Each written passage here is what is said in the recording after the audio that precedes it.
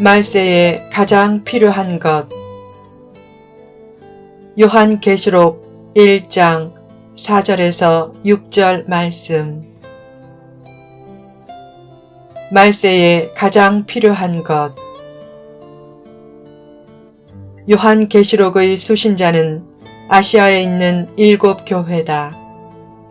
왜 요한은 소아시아에 있는 7교회에 편지했는가? 여기서 두 가지 사실이 유추된다. 첫째, 말세에 일어날 일은 아시아를 중심으로 펼쳐진다는 것이다. 둘째, 성경에서 7은 완전수이기에 7교회는 교회 전체를 말하는데 말세에 일어날 일은 교회 중심으로 펼쳐진다는 것이다. 요한이 아시아의 7교회에 보낸 편지는 시공을 초월해 교회와 교인들에게 보낸 편지라고도 말할 수 있다. 그는 편지를 보내면서 마음에 두 가지 중요한 소원을 가지고 있었다.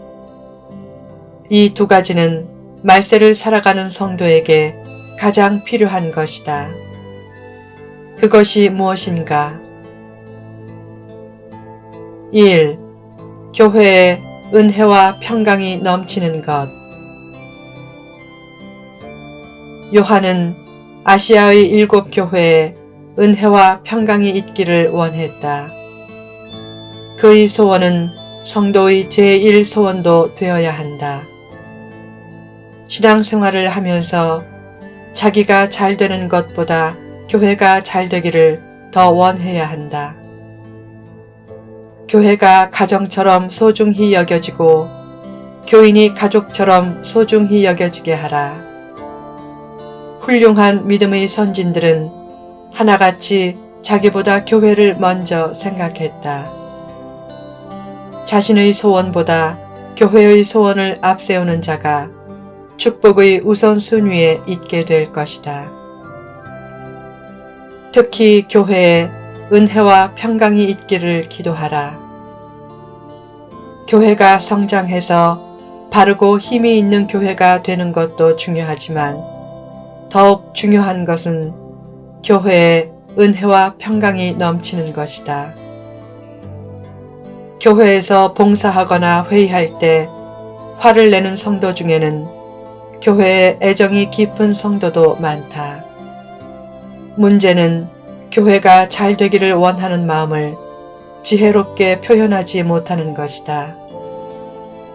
그것은 하나를 생각하다가 둘을 잃는 셈이 된다.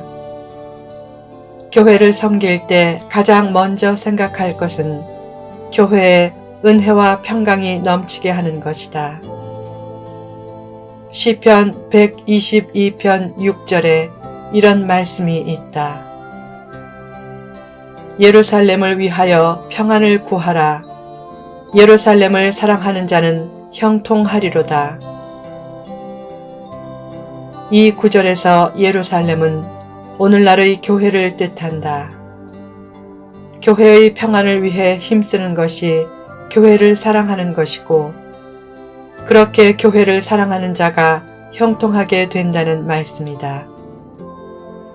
교회를 위해서 이렇게 기도하라. 하나님, 저희 참여와 헌신으로 우리 교회가 큰 힘과 위로를 얻게 하소서. 무엇보다 우리 교회에 은혜와 평강이 넘치게 하소서. 그렇게 기도하면 그 기도하는 사람에게도 신비한 하나님의 은혜가 주어질 것이다.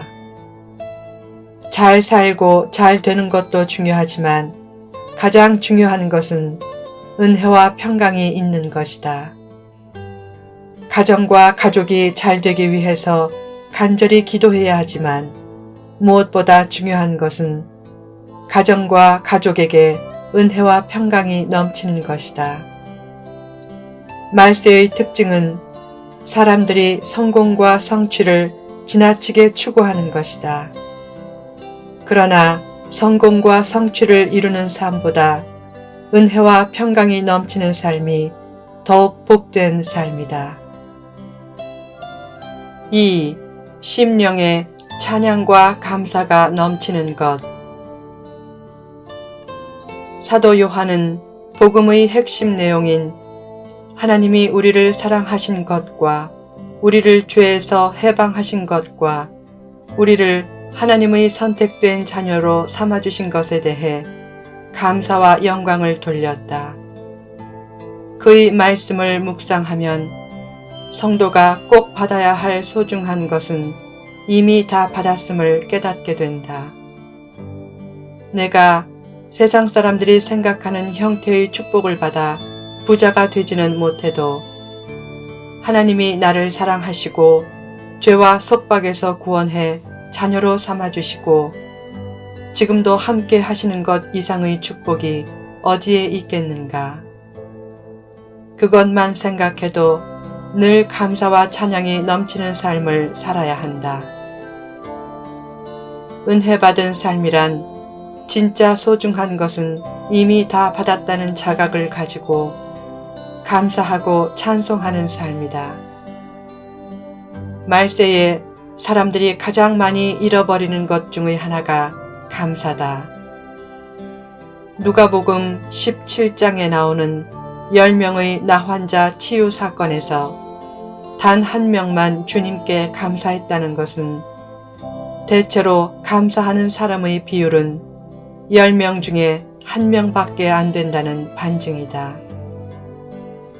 성도는 소득의 11조만 잘 드리려고 하지 말고 감사할 줄 아는 10%에 속한 감사의 11조 교인이 되어야 한다.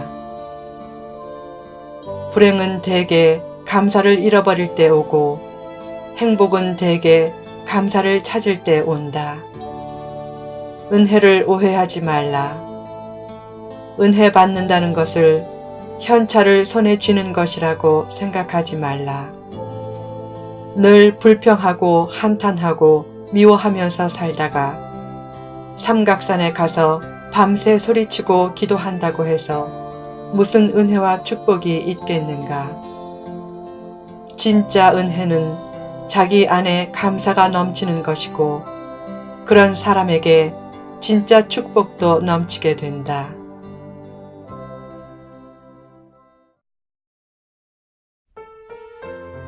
마음을 비워 감사하라.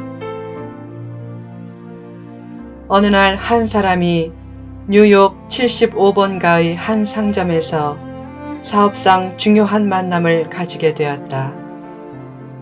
조금 늦게 출발해서 급히 택시를 탔다. 상점 앞에서 택시비를 주고 급히 내린 후 허둥지둥 상점으로 들어갔다. 다행히 별로 늦지 않고 기다리던 사람과 상담을 잘 마쳤다. 몇 시간 후 다음 미팅 장소로 가려고 또 택시를 탔는데 택시 구석에 많이 보던 지갑 하나가 보였다. 지갑을 열어보자 운전면허증 사진에 자기 얼굴이 있었다. 너무 서둘러서 지갑을 흘린 것을 몰랐던 것이다. 택시에 앉아 곰곰이 생각해보니 뉴욕의 많은 택시 중 같은 택시를 또 타게 된 것이 너무 감사해서 속으로 생각했다. 오늘은 정말 재수 좋은 날이다. 이렇게 행복한 날이 어디 있나. 하루 종일 행복하게 지내다가 저녁에 귀가했다. 그리고 다시 그 좋은 일을 떠올리면서 한편으로 이런 생각이 들었다.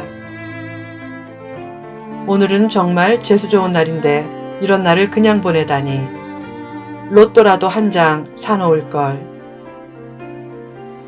그렇게 생각하자 모처럼 가졌던 행복한 느낌이 사라지고 기분이 찜찜해졌다.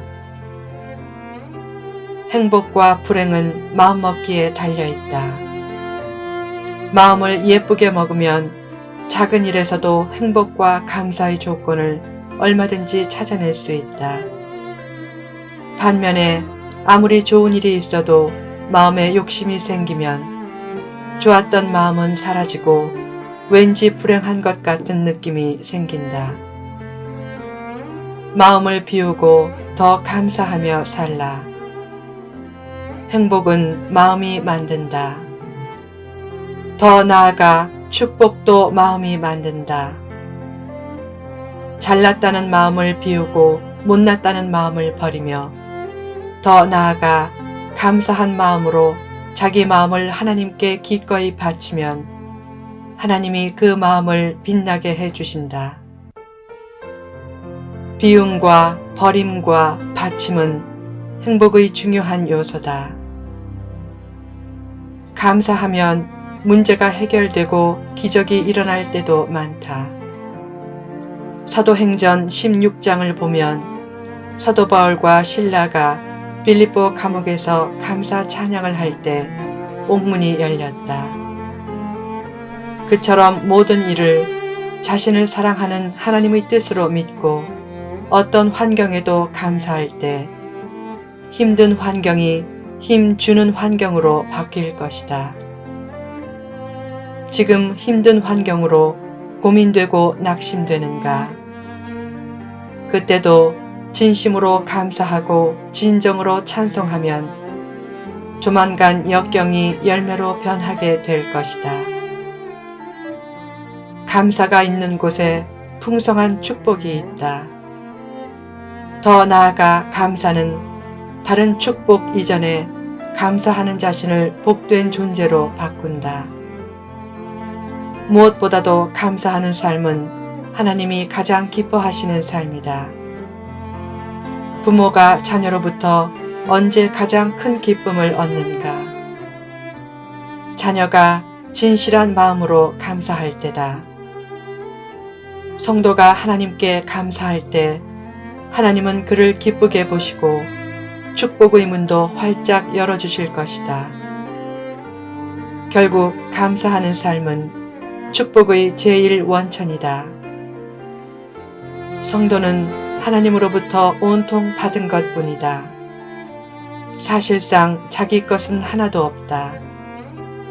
그것을 생각하고 늘 감사가 넘치도록 하라. 축복 이전의 삶도 잘해야 하지만 축복 이후의 삶도 잘해야 한다. 축복 이전에 축복받기 위해서 매일 새벽 1시간 기도했던 사람이 축복 이후에 오히려 더 기도하고 더 새벽 기도 시간에 충실하다면 얼마나 복된 모습인가. 하나님은 환경적인 날씨와 상관없는 전천후 믿음과 전천후 감사 신앙을 원하신다.